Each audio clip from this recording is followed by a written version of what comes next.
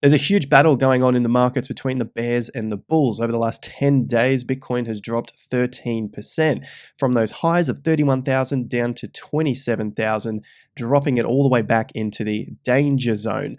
And so is this the time now that the bears finally take control and dump the market past 19,500 and 15,500, those significant lows in the transitional period from a bear to a bull market? Let's uncover that in today's video, and also what's going on in the S&P as it continues to hover around some critical support levels. Guys, make sure you have subscribed, hitting that like button at the same time, making those fireworks go off there down below. And we have 24 hours until our free crypto and economic report comes out. So click that link, top of the video description. It is your home of macro cycle analysis. You don't get this anywhere else on the internet as we bring together the real estate cycle, stock markets, commodities, and of course, the big old moneymaker, Bitcoin and cryptocurrencies.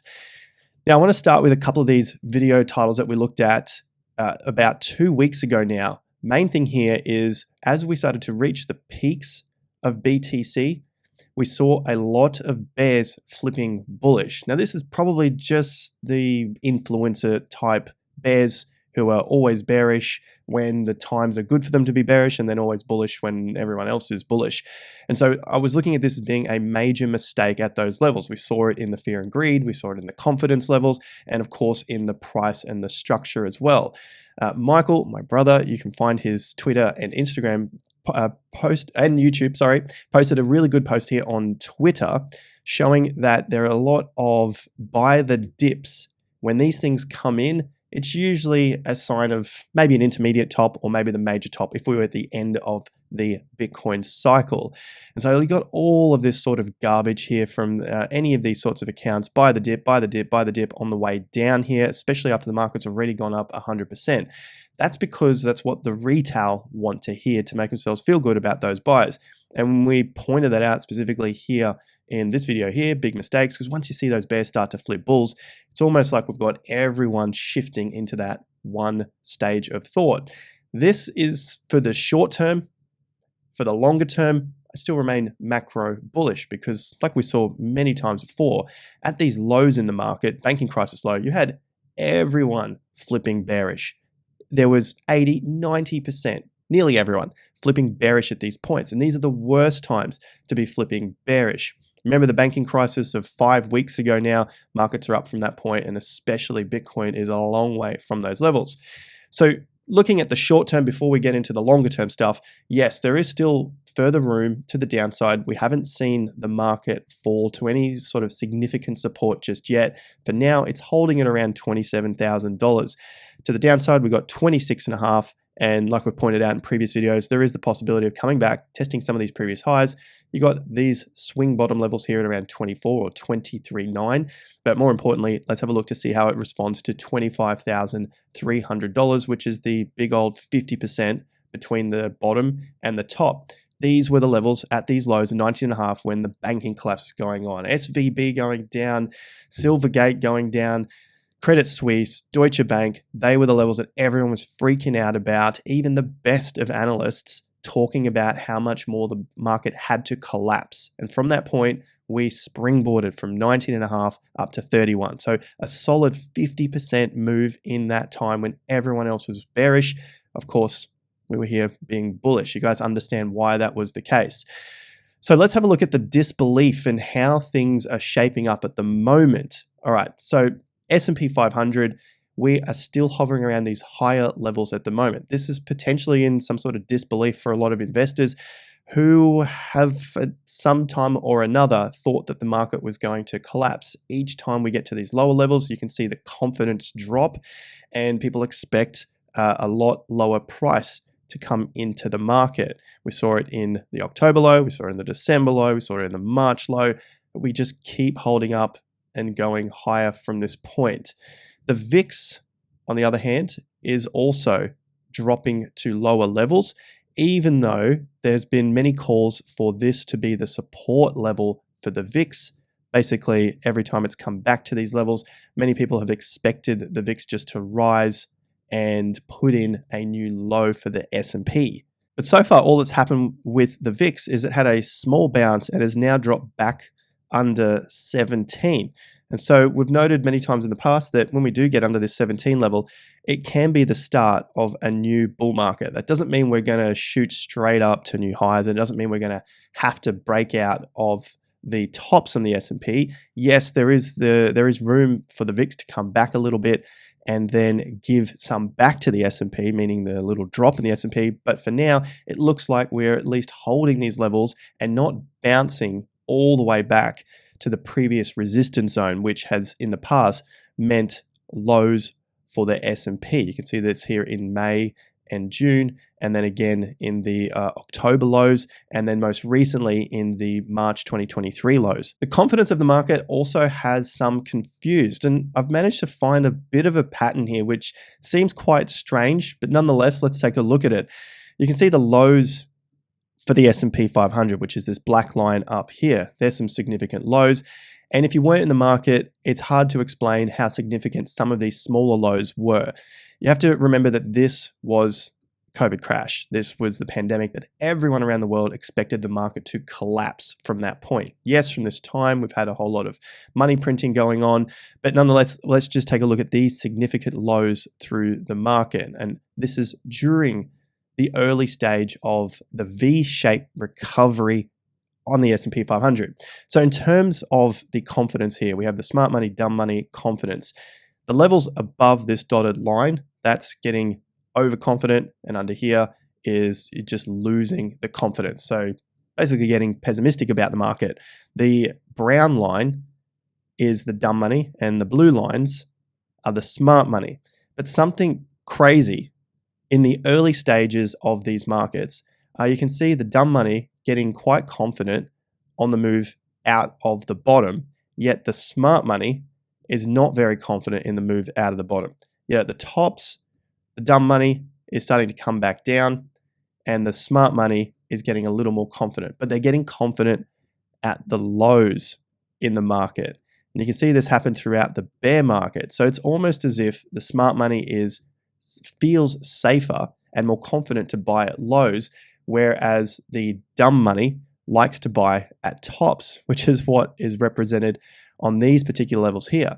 However, they're more excited to buy at the tops earlier on in the move, at least just going back the last 3 years. So again, here's the brown, here is the top that happened in around February, and now we're at a similar top here in March and April. And so they're getting more confident than the smart money. Smart money is buying up or is getting less confident at the highs, but they're buying at the lows. So you can see the smart money here and they're buying at the lows, whereas the dumb money is buying at the tops.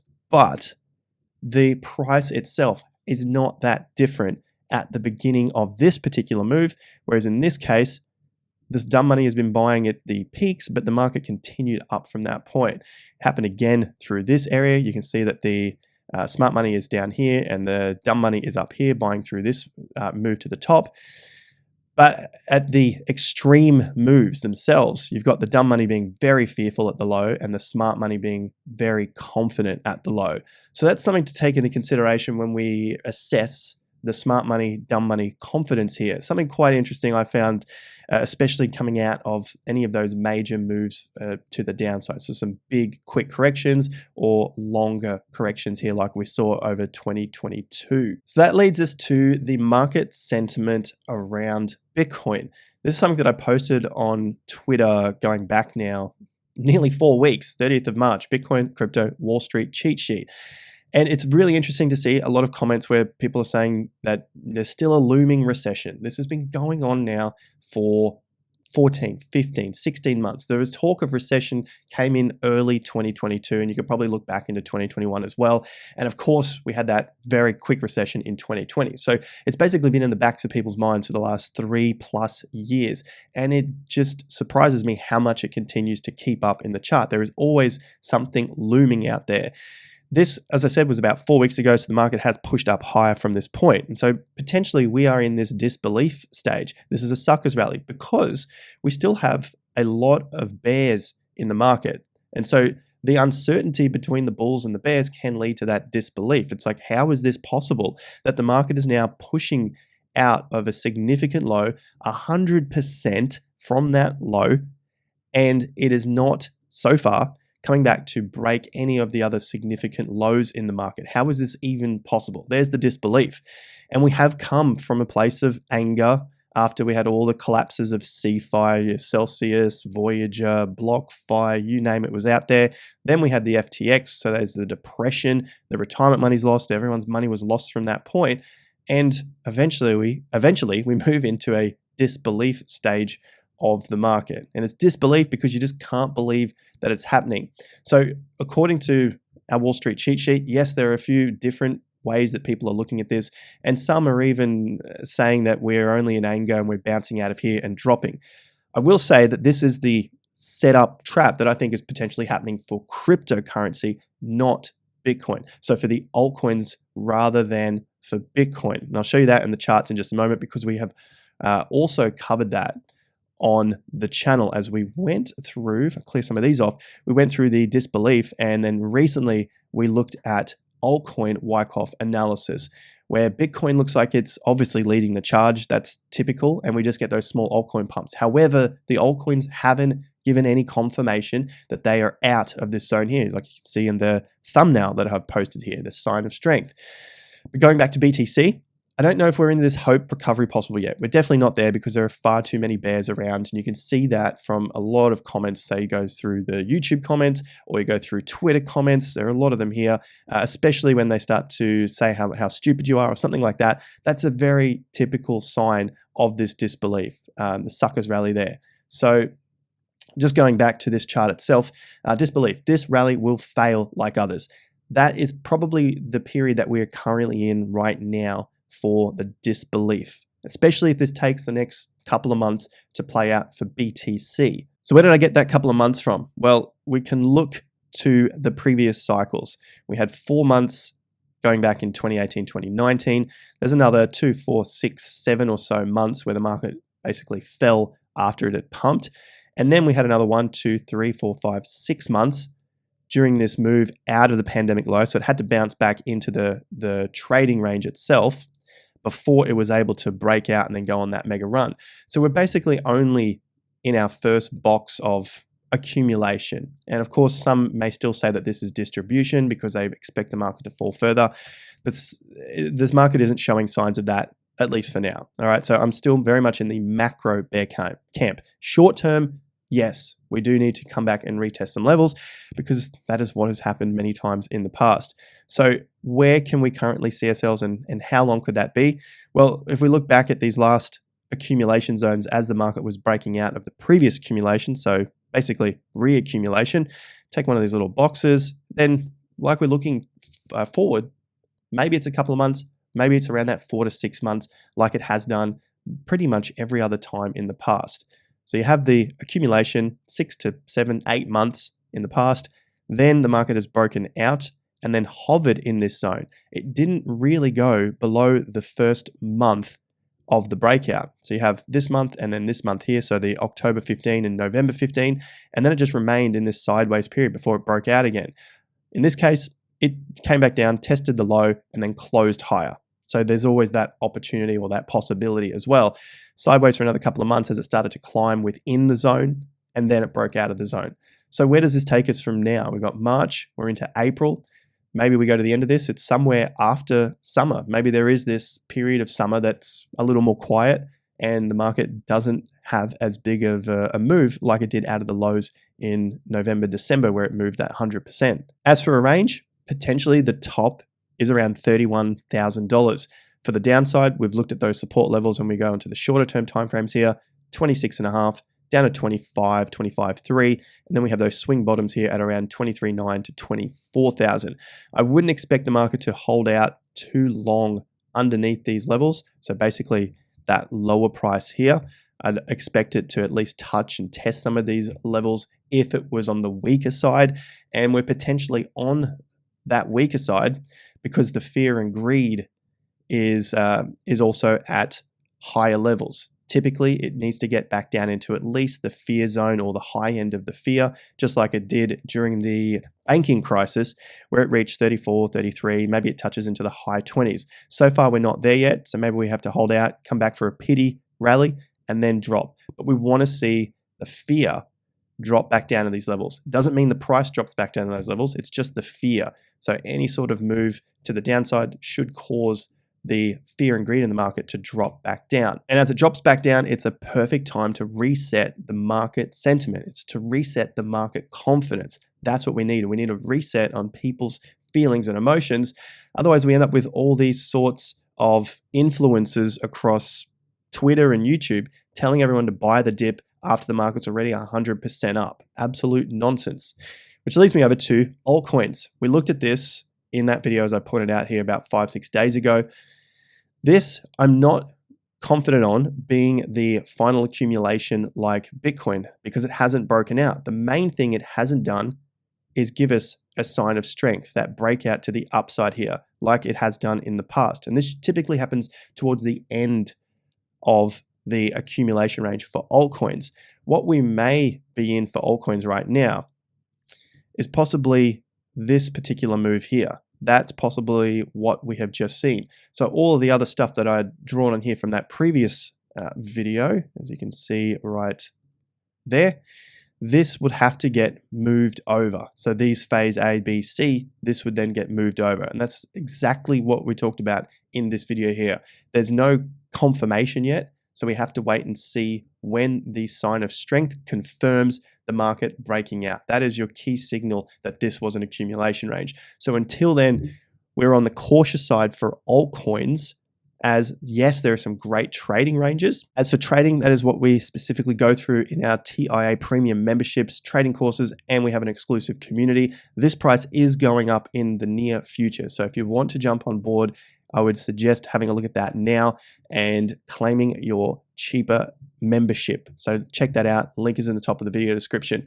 So this is where we currently sit for altcoins, and potentially should these lows not hold, then we have to come back and test the lower prices here at around $320 billion for the altcoin market. So that would mean that we've gone through this particular run and we're in the midst of this current run here if we get this break to the downside. So we've got a few more months left there for the altcoins. Yes, there's going to be some more opportunities for trading.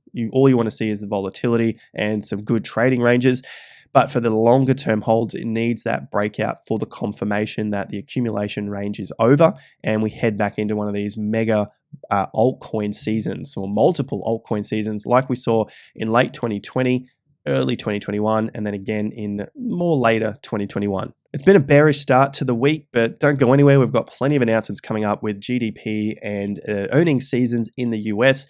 Like and subscribe to the channel. Links in the top of the video description for our free crypto and economic report coming out this week. You won't find this info anywhere else on the internet, as we're your home of macro cycle analysis.